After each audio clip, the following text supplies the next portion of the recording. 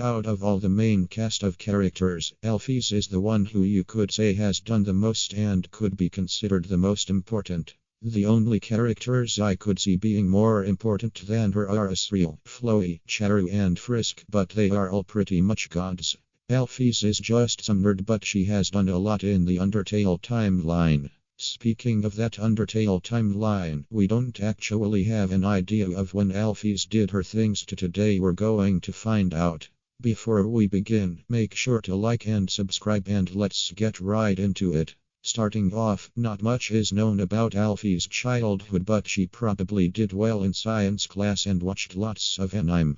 After a while, it seems she couldn't find a job and lived with Catty and Bratty, being a big sister towards them, and they probably watched lots of anime. One day, though, she finds out about a human fan club and meets Metatron, who wants a new body, something she eventually makes for him to impress a score because she's a simp. Some time passes and she has a lab and ditches Catty and Bratty, and she watched lots of anime. Then, some monsters have fallen down, but she says she can revive them. She then discovers determination, a substance which lets humans resist death by determinating, and tries to do that with monsters, but since they are made with magic, it goes horribly wrong. The families are then mad at her, wanting to know what happened to their families, but they never get a response from her. She then goes and spends time at the dump and watched lots of anime. She eventually meets Undyne, who she has a crush on, and they watched lots of anime. Now that we've sorted that, when does this take place? Well, it all ties to this egghead known as Gaster. You see, he used to be the royal scientist, but then got shattered across time and space. A score then waited forever to hire a new royal scientist, which is Alphys. In my Gaster video, I said Gaster would have been taken out of the picture in either late 203X or early 204X. Now, if Gaster existed and then stopped existing in the 21st century, then I think it would make sense for Axor to hire a new royal scientist as soon as the 22nd century rolls around. Now, we will split the rest of Alphys' story into two eras. The first is her rise to fame, which is before the True Lab experiments. Starting off, we can assume Alphys was born in the late 2000s. Then, she and Metatron both became royal scientist and a star respectively. Oh yeah, in her false lab, she has these experiments, which was probably when she was in her prime, so her first year.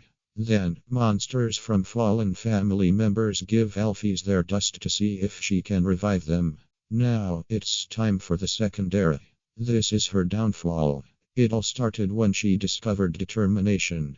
At first, she was excited by her discovery, thinking it could benefit from monster kind, but little does she know, this would ruin her whole career and doom all of monster kind. Starting off, she injects determination into the dying monsters, and it succeeds for like seconds before they melt and become one. Actually, it's 5. After all of those problems, she runs to the dump for escapism and meets her one true love, which I would say ranges from a few months to a whole year. Now, there is one thing Alphys did that I neglected to mention, that being Alphys being responsible for the creation of Flowey. Now, you may wonder when this event took place, and I have an answer, but it's more speculative based.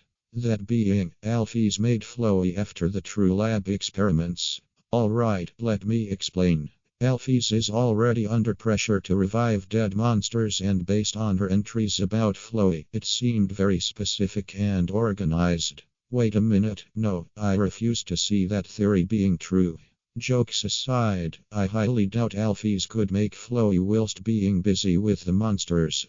What I think actually happened is Undyne encouraged Alphys to start work on her experiments, which I think is the reason Flowey is created. She then injects determination into the flower and hopes it works, but once the flower disappears, she doubts her abilities, going back to her regular self. Well, there you have it. The timeline of Alphys and her experiments. Now, you may remember me saying Alphys' experiments doomed monster kind, and the experiment I'm referring to is none other than Flowey himself. You may be wondering what he did to Doom Monsterkind, and that will be mentioned in my next video, the one about my best friend. Anyways, thank you for watching. Don't forget to like and subscribe, and I'll see you all next time.